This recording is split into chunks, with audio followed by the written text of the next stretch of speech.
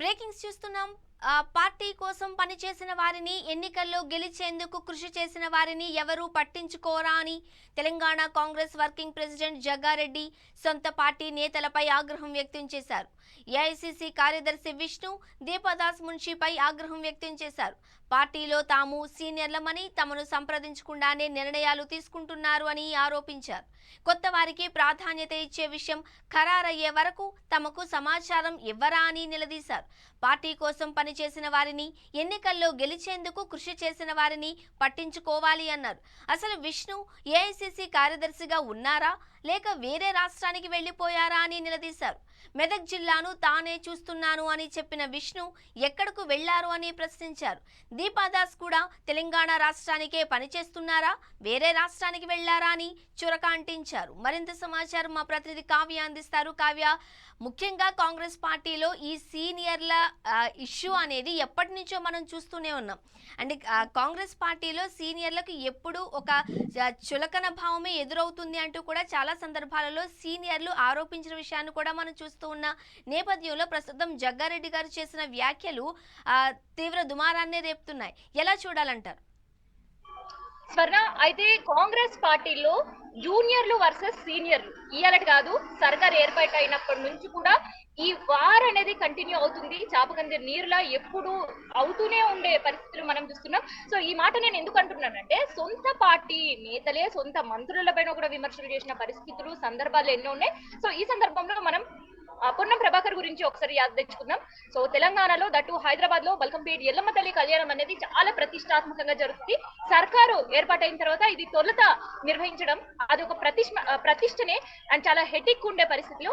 So ఆ సందర్భంలో endowment minister గా ఉండే కొండా సురేఖ పైన మనం పొన్నం ప్రభాకర్ విమర్శలు చూసినాం. పట్టించుకునే పరిస్థితి లేదు, సీనియర్లు అంటే మీకు గౌరవం లేదు అని తిట్టి పోసిన పరిస్థితులు చూసినాం. సో ఈ సీన్ ఇక్కడ మనం కట్ చేస్తే, తర్వాత మేడారం సమ్మక్క సారలమ్మ జాతరకు సంబంధించి ఇద్దరు మహిళా మంత్రుల మధ్య జరిగే వార్ ఇప్పటికీ కూడా చల్లబడ్డ పరిస్థితి లేదు. సీతక్క వర్సెస్ కొండా సురేఖ వార్ మనం చూసినాం. సో ఇక్కడ ఇవాళ Jaggareddy Congress T working president గా చేసిన విమర్శలు చాలా సీరియస్ గా తీసుకోవాల్సిన పరిస్థితి. ఇప్పటి వరకు సొంత నేతలు సొంత మంత్రుల పైన సొంత వాళ్లపైన చేసారు, కాకపోతే ఈసారి కార్యదర్శుల పైన గుప్పు అనిపిస్తున్న ఈ విమర్శలు. అంటే ఇది కాస్త సీరియస్ గానే ఉండాలి. అయితే జగ్గారెడ్డి కూడా కాస్త అసంతృప్తిగా ఉన్నారు అని చెప్పడంలో ఎటువంటి సందేహం లేదు. అయితే తొలుత నుంచి కూడా కొంత అసంతృప్తి సెగలు వినిపిస్తూనే ఉన్నాయి. సో మంత్రివర్గానికి సంబంధించి కావచ్చు, సీనియర్లు తీసుకుంటున్న డెసిషన్ కి సంబంధించి కావచ్చు, జూనియర్లు తీసుకున్న డెసిషన్ సీనియర్లని అసలు సంప్రదించట్లేదని కావచ్చు, పార్టీ మారినప్పుడు కూడా సీనియర్లకు సంబంధించి ఒక్క మాట కూడా చెప్పకుండానే తీసుకుంటున్నారని కావచ్చు.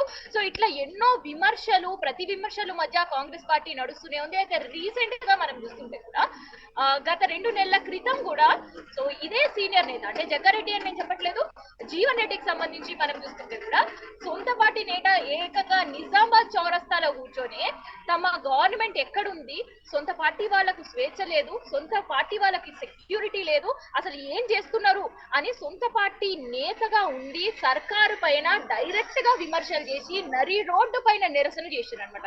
సో దీన్ని బట్టి మనం చూస్తుంటే సొంత పార్టీ నేతలకి సఖ్యత లేదు అండ్ జూనియర్ వర్సెస్ సీనియర్ వారి సంవత్సరమైనా కూడా ఇంకా కంటిన్యూ అవుతూనే ఉంది అనేది చాలా క్లియర్ గా మనకు అర్థమవుతుంది. అండ్ దాంతో పాటు జగ్గారెడ్డి చేసిన ఒక విమర్శలు మనం చూస్తుంటే, జగ్గారెడ్డి ఫస్ట్ నుంచి కూడా ముక్కుసూటి మనిషి, ఏదున్నా కూడా ప్రతిదీ ముక్కుసూటిగా మాట్లాడే మనిషి. అయితే పార్టీలో ఉన్నామా, పార్టీ అధికారులు కావచ్చు లేదంటే కేంద్రం నుంచి కావచ్చు తమకు ఒత్తిళ్లు ఉన్నాయా అనేది ఎప్పుడు కూడా ఎట్లాంటి సందర్భంలో కూడా ఆలోచించని మనిషి. సో ఏఐసిసికి సంబంధించి అసంతృప్తిగా ఉన్న విషయం వాస్తవమే. సో ఇన్ని రోజుల తర్వాత ఇలా బయటపడి వాళ్ళపైనే నిరసన గలమని చెప్పొచ్చు, లేదంటే ఒక ఆయనకు ఉండే కక్కసను కావచ్చు అదంతా కూడా బయట పెట్టిన పరిస్థితి స్వర్ణ. రైట్. అంటే శతాబ్దాల చరిత్ర కలిగిన ఈ కాంగ్రెస్ పార్టీకి ఈ సీనియర్ల గొడవ లేకపోతే ఇంటి పోరు ఎప్పటికీ తప్పట్లేదు. సో, ఎందుకు అధిష్టానం ఆ దిశగా ఆలోచించట్లేదు, చర్యలు తీసుకోవట్లేదు? ఒకవేళ ఇదే కనుక కొనసాగితే పార్టీకే పెను ముప్పు కలిగే అవకాశం ఉంది కదా! సో, దీనికి సంబంధించి ఎలా చూడాలి? స్వర్ణ అయితే ఇప్పుడు మనం ఒకటి ఆలోచించాల్సింది ఏంటంటే కాంగ్రెస్ ప్రభుత్వం ఇప్పుడు ప్రతిపక్షంలో లేదు. సో కాంగ్రెస్ ప్రభుత్వం అధికారంలో ఉండే పార్టీ. సో అధికారంలో ఉన్నప్పుడు ఖచ్చితంగా అధికార పార్టీలోనే చాలా మంది ఉండాలి అని అనుకుంటారు.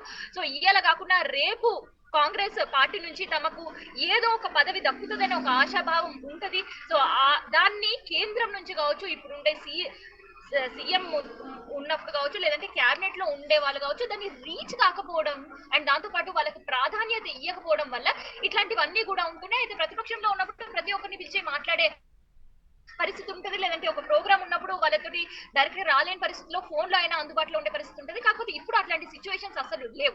సో దీని వల్ల సీనియర్లు ఎటువంటి పార్టీలు మారకుండా కాంగ్రెస్ విజయం కోసం కృషి చేయడం, లేదంటే కాంగ్రెస్ లోనే కాంగ్రెస్ పార్టీని నమ్ముకొని ఉండడం. సో విశ్వాసంగా ఉండి ఇన్ని సంవత్సరాలు పార్టీకి సేవ చేసినా ఇప్పుడు అధికారంలో వచ్చిన తర్వాత కూడా తమకు ఎట్లాంటి బాధ్యతలకు సంబంధించి కావచ్చు, ఎట్లాంటి పదవులకు సంబంధించి కావచ్చు, అసలు కేంద్రం నుంచి తమకు పిలుపు రావట్లేదని కావచ్చు, ఇక్కడ ఉండే వాళ్ళు తమని ఏ విషయాల్లో కూడా సంప్రదించి మాట్లాడట్లేరని కావచ్చు. సో ఇట్లా చెప్పుకుంటూ పోతే ఒక పెద్ద లిస్టే ఉంటది అనమాట.